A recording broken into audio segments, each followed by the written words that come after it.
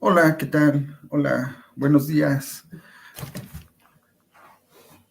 Bueno, yo tengo el alto honor de presentar a nuestro conferencista magistral con el que iniciamos las conferencias de nuestro encuentro. Es el doctor Walter Cohen, quien nos va a dar la conferencia Una pedagogía errante y discapacitante filosófica de la pregunta. La verdad es que yo conozco a Walter, no sé si él nos recuerde a mí, a Minerva. Lo conocimos en un cierre de un diplomado en Pedagogía de las Diferencias en Buenos Aires. Y lo primero que recibimos de él pues fue su hospitalidad con una manera transparente, con una manera muy cálida y muy suave de cómo nos recibió. Y quería decirles eso como una forma inicial de presentarlo. Y allí supimos de él que era un estudioso de la filosofía, maestro en de filosofía, y particularmente en el ámbito de la filosofía de la educación. Otro asunto en particular tenía que ver con la filosofía para niños. Al saber que estaría ahora en este encuentro de la RIE, me puse a revisar un poco sobre lo que había escrito últimamente y pues, bueno, ahí encontramos a Freire, desde luego sus estudios sobre el maestro Simón Rodríguez, y como vieron en la ficha de su presentación, pues él es maestro de filosofía en educación en la Universidad del Estado de Río de Janeiro, investigador del Consejo Nacional de Investigaciones de Brasil. Y bueno, la verdad es que él ha sido un maestro que ha andado por Latinoamérica, también en Canadá, en Francia, en Italia, y con sus obras que se han difundido en varios idiomas. Ya podrán revisar. Solo para eh, insistir en que estamos muy contentos que Walter esté aquí con nosotros porque de alguna manera la filosofía había estado presente en nuestros encuentros anteriores, a través de la ética y de la estética, por ejemplo, pero ahora llega en este tiempo donde pensamos que, gracias a lo que él nos ha dicho, que filosofar es una forma de vida, ¿no? De todos, de cualquiera, como diría Carlos Escliar. Y bueno, estamos muy contentos de que él nos acompañe, sea nuestro acompañante, nuestro interlocutor en este encuentro, que seguramente nos hará repensar lo que significan para cada uno o el sentido que le damos a la errancia, a amar, a preguntar, ¿verdad? De esto que somos humanos en la vulnerabilidad y en la interdependencia. Pues bueno, ya no quisiera hacer más preámbulo con ustedes, nuestro querido maestro Walter Cohen. Bienvenido, maestro. Tiene la palabra, nos dieron un tiempo hasta las 10:10. O sea, tenemos una hora. Usted decide, maestro, cómo quiere que usemos el tiempo. Bienvenido. Muchísimas gracias, José Luis. ¿Me escuchan bien? Sí, Bueno, muchas gracias, José Luis, por la presentación tan cálida que me sentí ahora yo recibiendo su hospitalidad retribuida. Gracias también a Sardel, que me hizo llegar la invitación, y a toda la red por hacerme parte y por sentirme miembro, y además en este momento tan interesante, tan especial, tan maravilloso del comienzo. O sea, muchísimas gracias por permitirme también comenzar, por habitar el comienzo, por que es un poco habitar la infancia de un encuentro. Eh, Gracias por sus saludos, Livia, saludos también y buenos días. Eh, ¿Cómo comenzar? Es una pregunta extraordinaria. Tal vez primero presentarse. eh, yo tengo, mi fisonomía no es muy distinta de la de José Luis. Una barba blanca, poco cabello, en mi caso casi nada. Una camisa que se ve un poquito entre negra con flores marrones, una planta en mi espalda en un departamento de una amiga, colega. Estoy ahora en Feria de Santana, en el estado de Bahía, en Brasil. Yo trabajo en la Universidad del Estado de Río de Janeiro y actualmente, ayer vine aquí y hacemos un trabajo en, de formación en escuelas públicas aquí de Feria de Santana, en Bahía. Y, y entonces cuento con la hospitalidad, porque todo lo hacemos por la hospitalidad de una amiga, colega, para poder estar con ustedes entre una escuela y otra. Y, y les decía que estaba buscando una manera de comentar, de presentarme.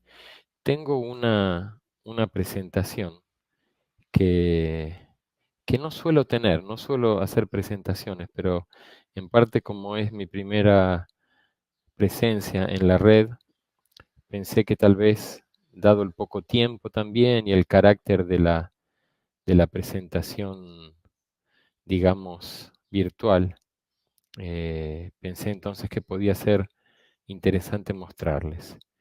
Voy entonces a presentarles una presentación, si es que puedo eh, verme bien con el compartidor de este programa, StreamYard. Déjenme intentar nuevamente. Me dice que no tengo slides. A ver, en mi computador.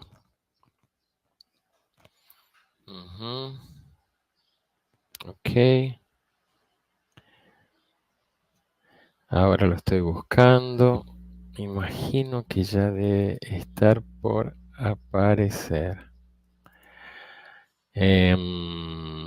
Aquí está. A ver si aparece. Me dice que lo ha abierto. Está enviando. Debe ser un archivo grande. Lo está procesando ahora. Y debe estar por abrirlo. Ok. Mientras les digo, como les decía recién, mientras se abre nuestro archivo, que quería hablarles o tarda un momento en subir, me dicen del soporte, así que estamos bien, no se preocupen, ya estará subiendo. Quisiera, la presentación también es hablarles un poquito del título de la conferencia, que no es fácil, es un título difícil.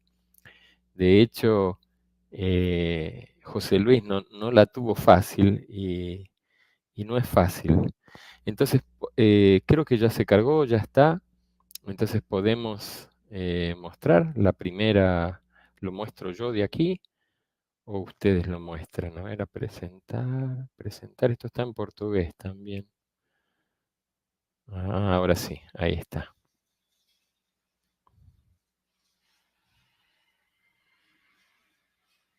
Muy bien, conseguimos. Trabajo en el Núcleo de Estudios de Filosofías e Infancias, en la Universidad del Estado de Río de Janeiro. Esa es nuestra página, Filoeduc, un poco de filosofía y un poco de educación.org. Ese es un logo que hemos hecho que dice Paulo Freire, 103 años de un menino, o sea, 103 años de un niño. Es una expresión que a algunas y a algunos les va a sorprender, porque ¿cómo es posible que un niño tenga 103 años? Pareciera que si una persona tiene 103 años no puede ser un niño, o que si es un niño no podría tener 103 años. Pues bueno, de eso se trata, de instalar esa pregunta. ¿La infancia es una edad o la infancia es un tiempo?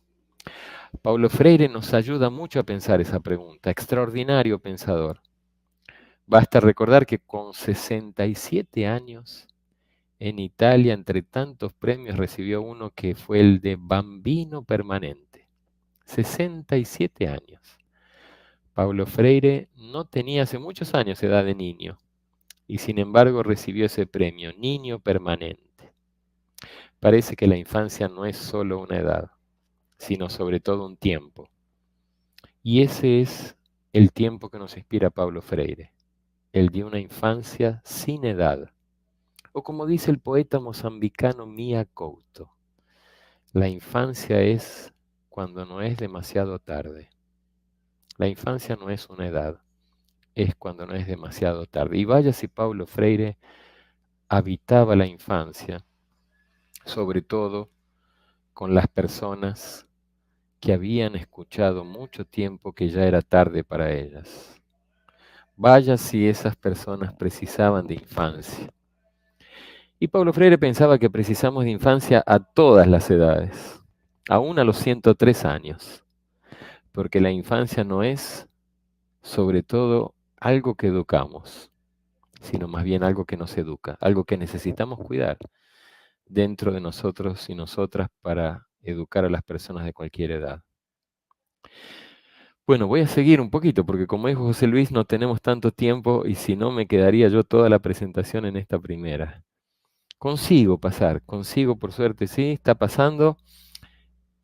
Hay unas fotos de dónde estamos, dónde queda mi universidad. Les pongo eso porque seguramente lo van a conocer. Es el Estadio Maracaná en Río de Janeiro. Mi universidad queda enfrente. Está aquí atrás en la primera foto y acá en esta última como más destacada. Son unos edificios grandes frente al Estadio Maracaná. Yo trabajo en la Facultad de Educación, en el 12º piso. Veo el Maracaná. Ahora que lo han techado ya no puedo ver más partidos, pero antes se veían partidos antes de que lo techaran. Hacemos muchos proyectos, muchos proyectos. Este es uno que se llama En Caxias a Filosofía en Calla. Es una escuela pública. Duque de Caxias es una región periférica de Río. Y en escuela pública ahí hacemos un trabajo hace ya 17 años de formación de maestros y maestras y de filosofía con niños y niñas, de todas las edades y de todas las capacidades. Estas son nuestras experiencias de formación que hacemos una vez por año en un campus que la universidad tiene en Isla Grande, en Dos Ríos, que es un lugar extraordinario. Una semana por año hacemos una experiencia de un filosofar infantil en Isla Grande. Proyectos de lo que llamamos alfabetización filosófica. Yo les estoy presentando algunas cosas como para darles un contexto de dónde trabajo. Río Grande do Norte es un estado brasilero donde Paulo Freire comenzó su proyecto alfabetizador. Y Paulo Freire, ustedes saben que decía que quien quisiera seguirlo, en verdad, no tenía que seguirlo, sino más bien reinventarlo. Y entonces es lo que estamos tratando de hacer. Reinventar la alfabetización de Paulo Freire con una alfabetización filosófica. Inspirados también en Simón Rodríguez, que decía que antes de aprender a leer y escribir, es fundamental aprender a pensar. Porque decía que si uno aprende a pensar, aprende cualquier otra cosa. Entonces, inspirados en Simón Rodríguez y en Paulo Freire, estamos con este proyecto de alfabetización filosófica. José Luis me habló del tiempo, me preguntó qué haremos con una hora. José Luis, no es que me olvide de tu pregunta ni la considero importante, pero si te parece o si les parece, yo eh, puedo presentar algo como en la mitad de tiempo, como en una media hora o 40 minutos exagerando y abrimos para preguntas, para que sea también una conversación. ¿Te parece, José Luis? Sí, yo te aviso, Walter, si quieres, cuando queden unos 20 minutos. Buenísimo, buenísimo.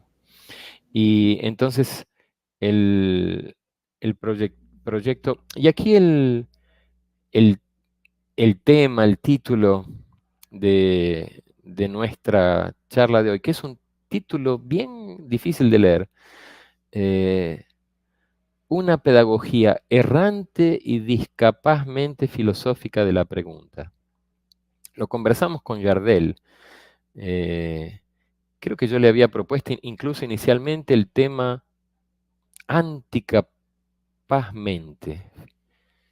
Y combinamos este título, que ahora, en realidad lo que voy a hacer en estos pocos minutos que tenemos es sobre todo hablarles un poquito de este título y detenerme en las palabras, en algunas palabras. Porque eso es un tema, creo, en nuestro tiempo, que estamos obsesionados por la cantidad, por, por comenzar, continuar y terminar. Y, y yo quisiera que nos quedáramos en el comienzo. Quisiéramos que nos quedáramos en la infancia. O sea, que nos quedáramos en la pregunta. Y, y permítanme entonces presentarles una pedagogía errante y discapazmente filosófica de la pregunta. Es un título también muy sugerente, muy estimulante. Me imagino que hay muchas de ustedes que estarán más atentas a la palabra pedagogía, otras que estarán más atentas a la palabra errante, algunas que les ha llamado la atención el discapazmente como un adverbio. No faltará quien le llame la atención el filosófica y como no habrá quienes se aten a la pregunta. Entonces les voy a hablar un poquito de estas palabras. Tal vez las que suenen más fuerte, podemos después explorar un poco más. La pedagogía, ustedes saben que es una palabra de origen griego. Pedagogía literalmente significa conducir al niño. Paidos es niño, ¿verdad? De ahí tenemos paideia, entre otras tantas palabras. La pedagogía es un viaje, y esto no es una invención mía, nace como un viaje. Muchos pensadores han dicho que la pedagogía tiene una naturaleza intrínsecamente errante. La pedagogía lanza la errancia. En un libro maravilloso llamado El Tercero Incluido, no hay pedagogía sin viaje, no hay pedagogía sin errancia. Es una idea extraordinaria. Pero ¿qué tal? ¿Qué les parece? ¿La pedagogía implica el viaje? ¿Implica un movimiento? Quiere decir que pedagogía errante es algo así como un refuerzo, es algo así como una doble implicación. ¿Qué significa errante? ¿Qué es la errancia? ¿De dónde viene la errancia? Y, y para la errancia me inspiro otra vez en Simón Rodríguez. Simón Rodríguez, el maestro de Simón Bolívar. No sé si lo han leído a Simón Rodríguez. No se lee mucho en Sudamérica. Me imagino que se lee menos en México. Simón Rodríguez era llamado por su maestro Simón Bolívar el Sócrates de Caracas. Un maestro inventor. Inventamos o erramos. Simón Rodríguez pensaba que cuando se estaban creando las nuevas repúblicas en el siglo XIX, no podíamos imitar, que si imitábamos errábamos. Por eso inventamos o erramos. Pero la errancia entonces tiene ese doble sentido. Una pedagogía errante es una pedagogía que erra, y erra por lo menos en dos sentidos. Erra en el sentido del error, del equivocarse, y erra en el sentido de la errancia. Erra en el sentido del error, porque Paulo Freire nos enseñó que errar es un comienzo extraordinario para la pedagogía, que aprendemos y enseñamos a partir del error de manera impensada. Y la errancia es una forma particular de viaje pedagógico. Del errante se dice muchas veces que no sabe para dónde va, pero en verdad el errante sabe una cosa muy importante, que para viajar de verdad es preciso no anticipar, no saber el sentido del viaje. El errante es entonces quien quiere viajar con otros y con otras, y por eso no define el sentido del camino, sino que lo abre al propio camino que otorga los sentidos. Inventamos o erramos. Inventamos significa creamos. Pero ¿saben de dónde viene la palabra invento? De un verbo latino inventus, que significa que llegó dentro, que ha entrado, que ha arribado. Y Simón Rodríguez era el maestro de la hospitalidad. De modo que la errancia puede ser una forma de hospitalidad. Errando con otras y otras, inventamos una escuela ainda, perdonen que me sale a veces el portugués, todavía no inventada. Voy pasando, me podría quedar en cada lámina mucho tiempo, pero voy pasando porque veo el relojito aquí arriba y en cualquier momento me temo que pueda aparecer José Luis. Discapazmente, que es tal vez la palabra que suene más fuerte. Habíamos pensado en anticapazmente, en contracapazmente. Me acordé de la distinción entre lo decolonial, lo contracolonial, lo anticolonial. Es decir, el discapazmente es como una ausencia del capazmente. El anticapazmente es como una forma de oposición. El contracapazmente es una oposición más directa. Y es decir, que hay como una negación, una ausencia, una oposición a lo que muchos llaman capacitismo. Es decir, una pedagogía discapazmente, errante y discapazmente filosófica de la pregunta, es una pedagogía anticapacitista, no capacitista, contracapacitista. Aquí en Brasil, el ministro de Derechos Humanos y de Ciudadanía, hasta hace muy poco tiempo, ha habido un problema serio allí, Silvio Almeida, una persona negra, ha dicho que el anticapacitismo sería una política pública. Vean qué interesante. El texto está ahí en portugués, pero lo podríamos traducir. Queremos también avanzar, dice el ministro de Derechos Humanos y de Ciudadanía de Brasil el año pasado, cuando estaba tomando pose de su cargo, cuando estaba tomando pose todo el gobierno de Lula, dice, queremos también avanzar en las políticas dirigidas para las personas con deficiencia, retomando un plan nacional para la promoción de sus derechos y combatiendo todas las formas de capacitismo. Esto es una política pública en Brasil. Mi trabajo en este sentido está muy inspirado en Daina Leighton.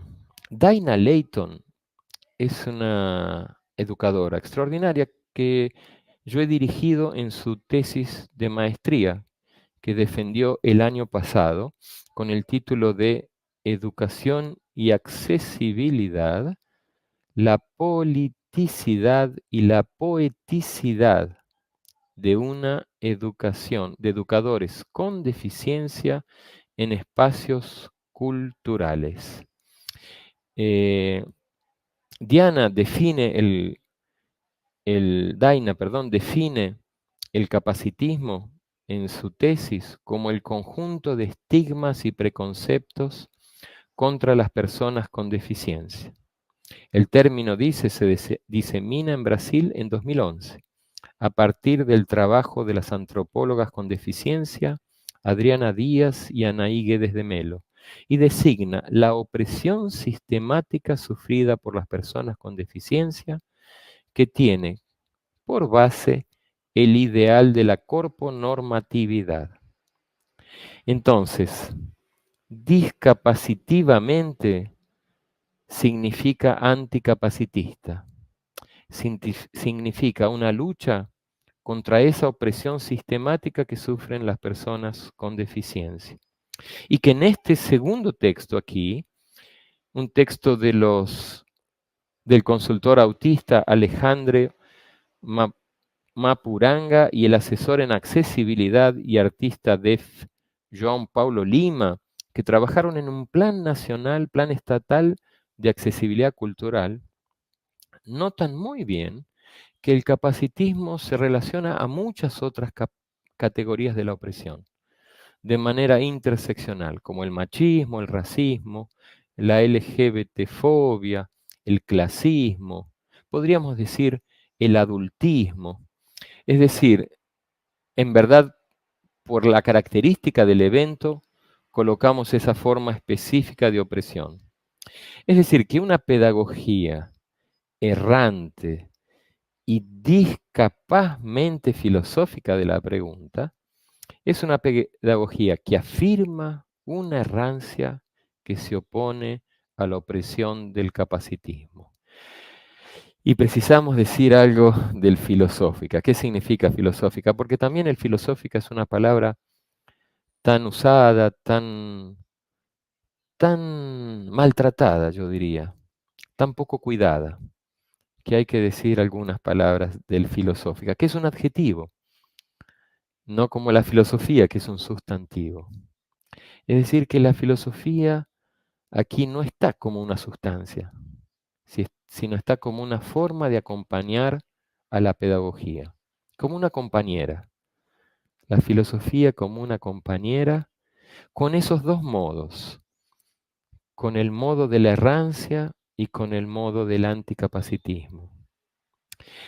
Me recordaba aquí de Sócrates, ya recordando al Sócrates de Caracas, a Simón Rodríguez, pero el Sócrates de Atenas es también una figura interesante en el sentido de que para Sócrates la filosofía no tenía contenido. La filosofía no era un sustantivo. No hay una filosofía de Sócrates, porque justamente Sócrates solo sabía que no sabía. Qué interesante que la traductora, cuando yo dije solo sabía, estaba haciendo así, como si anticipando que solo sabía que no sabía. Porque eso es lo único que se puede saber en la filosofía. ¿Cuándo se habita la filosofía? Si se sabe, no hay lugar para la filosofía. A no ser para un único saber, el del no saber. ¿Se acuerdan del viaje errante? ¿Se acuerdan por qué la errancia es una fuerza del viaje? Porque lo único que sabe es que no sabe el destino del viaje. Porque si lo supiera no viajaría. Para viajar es preciso saber que no se sabe el final del viaje. En la filosofía es igual. Si ya sabemos, ¿para qué preguntar? Si preguntamos es porque sabemos que no sabemos. De modo que la filosofía es como una forma de errancia en el pensamiento. O la errancia es como un viaje filosófico. Y la filosofía, muy importante, como dijo José Luis, la filosofía es una palabra del orden del amor. No es solo del saber. Filosofía. Amar saber, pero también saber amar. Es lo único, vean, lo único que dice Sócrates que sabe en los diálogos de Platón, en el banquete. Ta erótica de las cosas del amor. Es lo único que sabe. Porque no es un contenido el amor, sino que es un saber de relación. Un saber de estar con otras y otras en el mundo. Y viene la pregunta, y por suerte yo no les prometí que iríamos a terminar, sino que solo iríamos a quedarnos en el comienzo. ¿Y qué es una pregunta? Sino el comienzo de un pensamiento, el comienzo de un camino para pensar. ¿Qué es una pedagogía de la pregunta? Sino una pedagogía que alimenta los comienzos, los nacimientos. Una pedagogía que no promete el final del camino, sino que promete que es necesario caminar como si fuera siempre la primera vez que caminamos. Caminar infantilmente. Habitar las salas de aula infantilmente. ¿Ya se imaginaron si entráramos todos los días en nuestras salas de aula como si fuera la primera vez que entramos en una sala de aula? ¿Ya se imaginaron si escucháramos a una niña como si fuera la primera vez que escuchamos? ¿Ya pensaron cómo es escuchar una pregunta como si nunca hubiéramos escuchado una pregunta? Paulo Freire escribió un libro y ustedes en México tienen que estar muy felices porque la Secretaría de Educación Pública y creo que la editora Siglo XXI han impreso 240.000 ejemplares de las obras de Paulo Freire para todas las escuelas públicas mexicanas. Yo estuve hace poquito en México, tuve la suerte de ir al CONICEN, al encuentro del CONICEN, y tuve la suerte de que me regalaran un ejemplar de las obras completas de Paulo Freire que la Secretaría de Educación Pública imprimió para distribuir en todas las escuelas públicas. Son 18 volúmenes. Extraordinario. No conozco otro país en el mundo que tenga esa suerte, ni Brasil la tiene. Pues uno de esos volúmenes se llama Por una pedagogía de la pregunta. Es uno de los libros hablados que escribió Paulo Freire, con un educador chileno, Antonio Faúndez. Extraordinario diálogo, extraordinaria conversación. Antonio Faúndez y Paulo Freire allí dicen que enseñar a preguntar es como una necesidad de toda pedagogía. No hay pedagogía si no hay pregunta. Y Paulo Freire pensaba que uno de los problemas principales de nuestras educaciones es que afirmamos pedagogías de la respuesta y no pedagogías de la pregunta. Porque cuando respondemos, dice Paulo Freire, es como si castráramos una curiosidad. La pregunta, al contrario, es la expresión de una curiosidad. Por eso hay que alimentar, pensaba Paulo Freire, una pedagogía de la pregunta. Y por eso nuestras pedagogías de las respuestas acaban con la curiosidad en lugar de alimentarla. O sea, es como si se preocuparan más por el fin que por el comienzo. La respuesta es el fin de un camino en el pensamiento. La pregunta es el comienzo. Un intelectual quilombola afrodescendiente brasileño, Onego Bispo, de Piauí, una región del nordeste de Brasil, lamentablemente murió hace poquito, hace unos meses, el año pasado, decía que la lógica de comienzo, medio y fin es una lógica colonialista y eurocéntrica. Diríamos capacitista. Al contrario, él decía, los pueblos afrodescendientes, nuestra lógica es comienzo, medio, comienzo. Comenzamos y continuamos para volver a comenzar. ¿Perciben por qué yo no les prometí que íbamos a salir del comienzo ahora? ¿Perciben ahora que estoy casi llegando al fin de mi palabra porque veo el relojito que ya van como 30, 40 minutos? ¿Perciben por qué yo les prometí que iría a hacer todo lo posible para que nos quedáramos en el comienzo? Porque sería como quedarnos en la pregunta. Sería como quedarnos en la infancia. Sería como quedarnos en la filosofía, que es una forma de infancia. Porque la filosofía como la infancia pregunta. Porque la filosofía como la infancia ama saber, pero no puede saber, porque si supiera no preguntaría. Ustedes ya se imaginaron y consiguen pensar cómo sería una pedagogía errante y filosóficamente anticapacitista de la pregunta o discapacitista. capazmente de la pregunta. Vean, vamos por la transparencia o la figura, la presentación, la página número 11. ¿Saben cuántas son? 27. La lógica dominante diría que tenemos que apresarnos para llegar al final.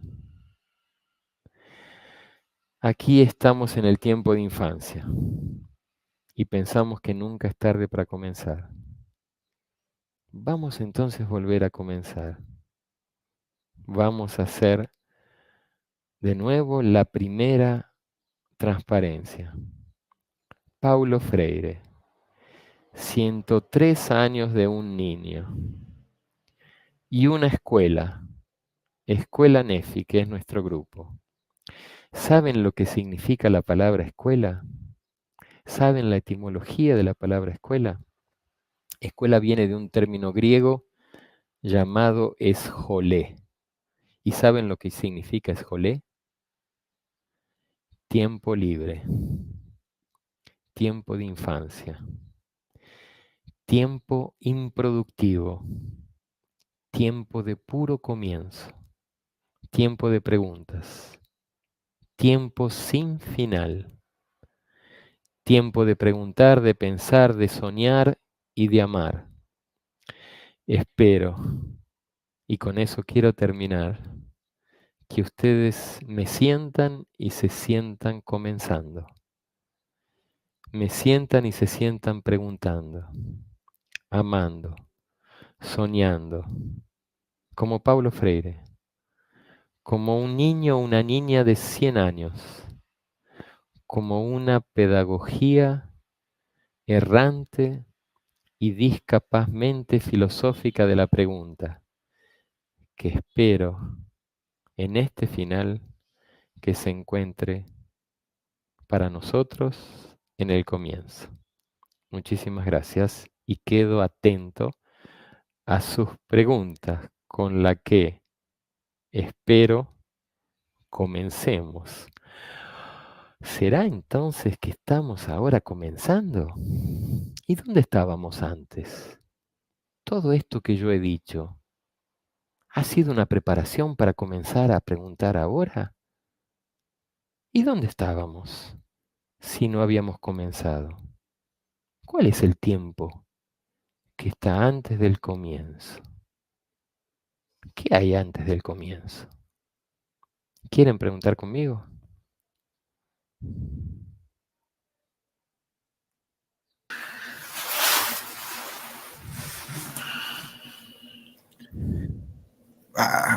Gracias, gracias, maestro, muchas gracias. Wow. Ahora estoy haciendo aplausos en lengua de señas. Creo que es Gracias a ustedes. internacional, creo.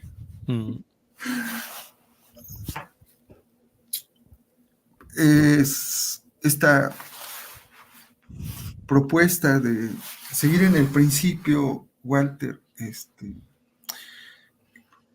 qué bueno que empezaste tú en el Congreso, la verdad, en el encuentro. Y aunque esta pantalla al mismo tiempo nos une y nos separa, pues yo siento una cercanía, estoy emocionado, como seguramente muchas lo estaremos, porque es esta posibilidad de pensar, ¿no? De pensar juntos, que ya es mucho, me decía una maestra, pensar ya es mucho, José Luis.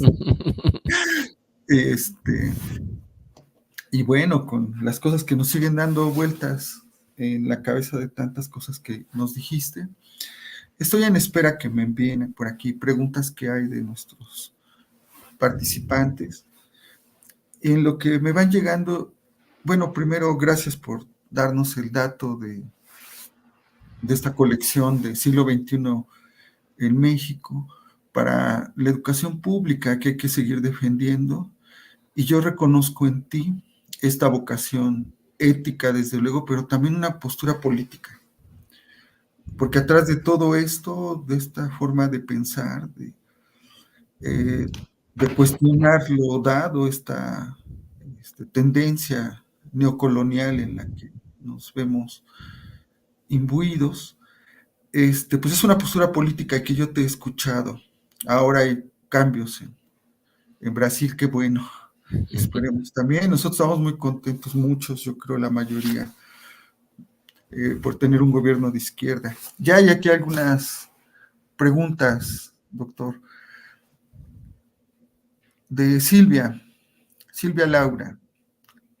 ¿Cómo podríamos aportar para que en nuestros países también podamos incorporar el anticapacitismo como política pública?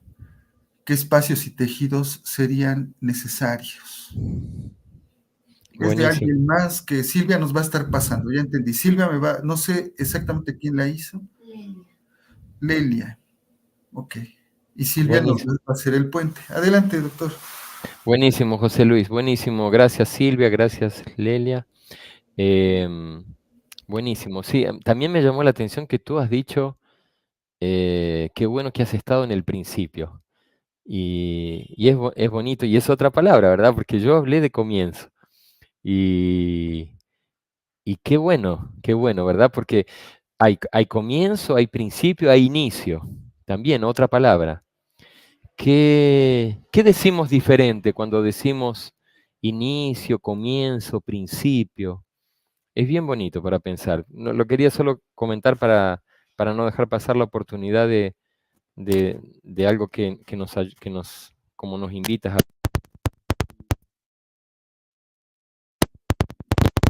cómo podríamos aportar a nuestros países, también podamos incorporar el anticapacitismo como política pública. Claro que con todas las dificultades, y es bueno que esta pregunta por cómo que es como una pregunta por un camino, por una manera, por una forma, ¿verdad? Cuando preguntamos cómo, a veces hasta se pregunta por un método, ¿saben que método es una palabra griega que también que significa camino, ¿verdad? Es como, ¿por qué camino podemos andar para incorporar el anticapacitismo como política pública? Y es una pregunta extraordinaria. Y también cuando vienen preguntas, yo siempre...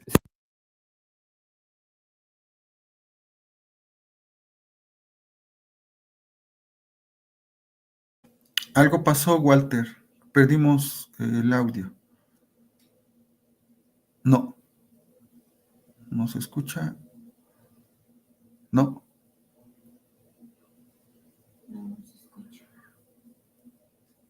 No. A ver, habla. No. No, todavía no. Aquí está. Ok. Algo pasó con la conexión con Walter.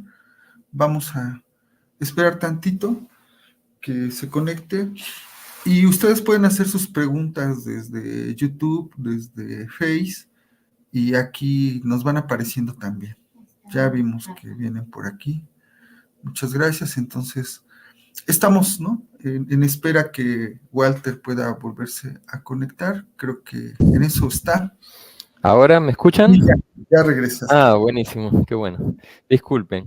Eh, entonces, estaba esto que yo les decía que, no sé si eso se escuchó, que cómo responder sin responder, o sea, cómo, recordando a Paulo Freire, cómo en inglés tienen una suerte, que tienen dos palabras, respond y answer. Y, y sería como encontrar una manera de responder que alimente la curiosidad y que no termine con ella. ¿Cómo responder con la fuerza de una pregunta? A veces es interesante pensar qué preguntas nos surgen de una pregunta y no tanto qué respuestas. Y yo en el caso de la pregunta de Lelia hago mía esa palabra, ¿verdad? Porque sobre todo la segunda pregunta que me encanta, me gusta mucho, ¿verdad? Porque qué espacios y tejidos serían necesarios, porque trae la dimensión del colectivo, la dimensión del tejer, del tramar, del entramar, de algo que se hace con otros y otras, que nos va como entrecruzando, y que es un desafío y una suerte, una fuerza, una posibilidad. De modo que, Lelia, yo solo tengo a acompañar tu pregunta, a hacerla mía y a decirte que que hay mucha gente que quiere tejer, que quiere ser parte de ese tejido y que te animo a comenzar cuanto antes, tratando de mantenerte también lo más posible cerca del comienzo. Por allí tenemos otra pregunta, Walter. ¿Tú quieres La leo. que la La leo? puedo leer, sí, la Va. puedo leer aquí de Rafael. ¿Se puede construir una relación errante y de infancia con esas estructuras de poder que nos oprimen y discapacitan? Excelente, extraordinaria pregunta, porque es la pregunta por el se puede, por la posibilidad, por el es posible. Y es una pregunta extraordinaria, Rafael. Y yo me atrevería a decir que, claro, estas preguntas en principio tienen dos posibles respuestas, ¿verdad? O tres, digamos, pero uno puede decir, ¿se puede o no se puede? O podríamos decir una tercera, no sabemos si se puede. O podríamos agregar una cuarta, Rafael. ¿Y si hacemos como si se pudiera? Y ahí es una respuesta que es una pregunta. ¿Qué tal, Rafael, aún no sabiendo si es posible, si nos atrevemos a hacer de cuenta que se puede y ver qué pasa? Porque eso es muchas veces lo que lo que el propio sistema, lo que tú llamas estructuras de poder que nos oprimen y discapacitan, quieren que pensemos que no se puede, ¿verdad? O sea, es como a veces, a veces nuestras instituciones parece que nos quisieran enseñar que no se puede y que de lo que trata se de aprender es que no se puede. Y yo creo que una pedagogía errante y discapazmente filosófica de la pregunta es exactamente lo contrario de eso. Es como decir, siempre se puede. Nunca es tarde para comenzar.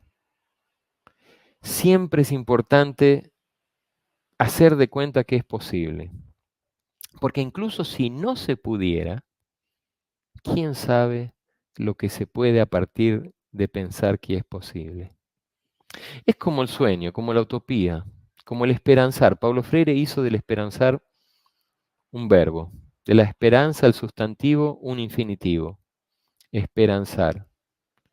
Uno podría decir, si ve las estructuras de poder que nos oprimen y discapacitan, y tal vez, como decía José Luis, tal vez en México y en Brasil estamos viviendo un respiro en este momento.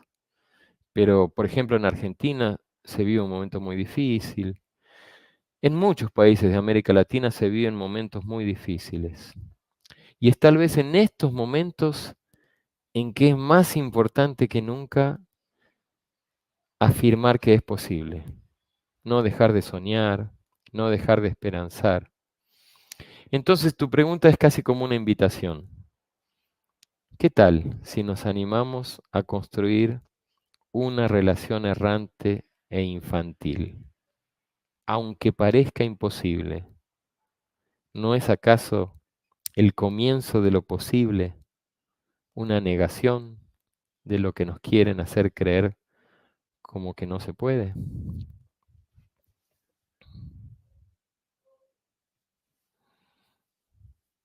Gracias, gracias. Bueno, hay muchos saludos, están como retroalimentándonos en estos tejidos comunes aquí en los chats. Y, y pensaba en esto que veo que hace siempre Walter, nos pregunta sobre la pregunta, ¿no? Si usamos el cómo, si usamos el puede, si es posible. Y alguna vez te escuché decir que la primera pregunta, hablando del comienzo de los niños, ¿cómo comienzan? ¿Qué tipo de preguntas comienzan, no? ¿Con cuáles comienzan su vida también? Y creo que por allí es como otra posibilidad de estar en este encuentro planteándonos qué tipo de preguntas somos las que hacemos. ¿Por dónde comenzar entonces, Walter? Buenísimo. Extraordinaria pregunta, ¿verdad? Porque es la pregunta por el comienzo del comienzo. Eh, y es bonito porque además es como que Porque la pregunta, en una pedagogía errante y discapazmente filosófica de la pregunta sonríe cuando encuentra otras preguntas. Es como la infancia, que es colectiva, que es comunitaria. Es como el amor, como la amistad, como el arte, como la filosofía, que se hacen con otras y otros. Y nos ponemos contentos y sonreímos cuando podemos comenzar juntos. Es como una fiesta de preguntas. Y, y cómo acoger a una pregunta si no es preguntando. Cómo, cómo, cómo honrar la fuerza de una pregunta si no es mostrando todas las preguntas que esa pregunta contiene. Una vez en una escuela de la Universidad de La Plata, en Argentina, una niña me decía que una pregunta estaba embarazada, porque tenía muchas preguntas adentro. ¿Cuántas preguntas tiene la pregunta por dónde comenzamos? ¿Cuántos comienzos tiene la pregunta por el comienzo? Adriana Hernández nos saluda de Costa Rica y dice, desde esta visión de comienzo, medio y comienzo, ¿qué se vislumbra para la atención inclusiva de los estudiantes en las aulas? Muchas gracias. Adriana, me invitas a que te devuelva la pregunta que me haces y que te pregunte, ¿qué vislumbras tú para la atención inclusiva de los estudiantes en las aulas?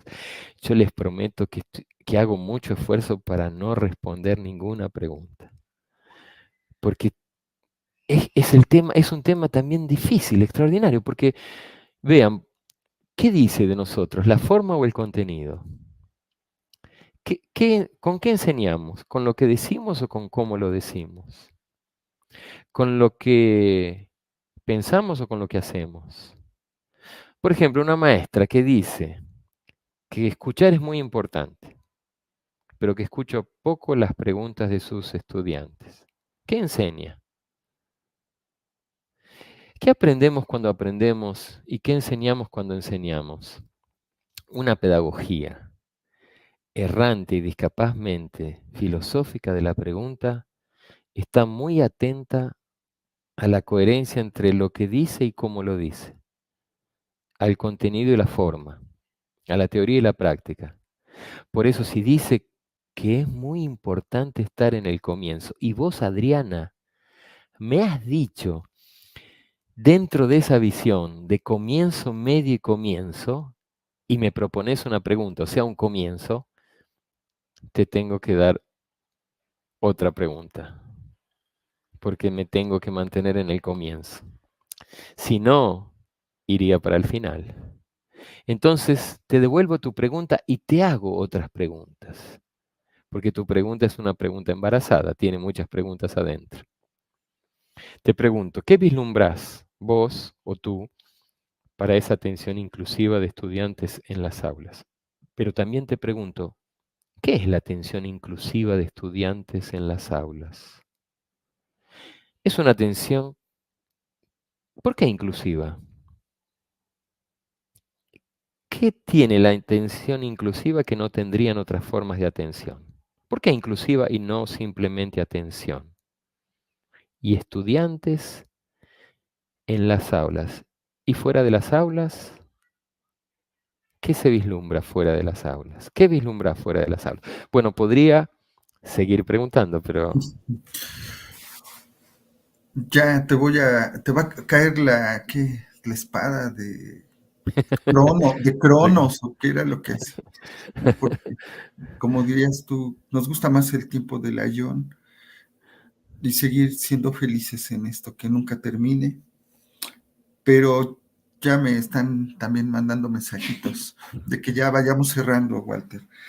Antes bueno, quiero decir de parte de la doctora Sardel que se disculpa porque tuvo, pues con toda la tarea del inicio del encuentro, se le pasó, olvidó darles las gracias, pero a nombre de ella y de todos nosotros, de todas nosotras, Les damos las gracias a nuestras intérpretes en lengua de señas mexicana, a Delia Solís, a Vanessa Salazar y a Adriana Rodríguez, que van a estar presentes todo el encuentro en lengua de señas mexicana. Entonces, listo, dado el mensaje. Y Walter, no sé, quisieras despedirte con algo. Y de verdad te damos así las gracias, con mucho cariño. Te mandamos abrazos.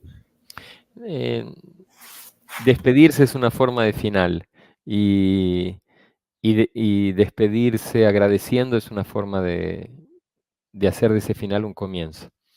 Entonces les agradezco enormemente la generosidad de la invitación, de la hospitalidad, la escucha, la atención y ojalá en otros momentos nos encontremos cuerpo a cuerpo para seguir preguntando y volver a comenzar otra vez como si fuera la primera vez. Muchísimas gracias.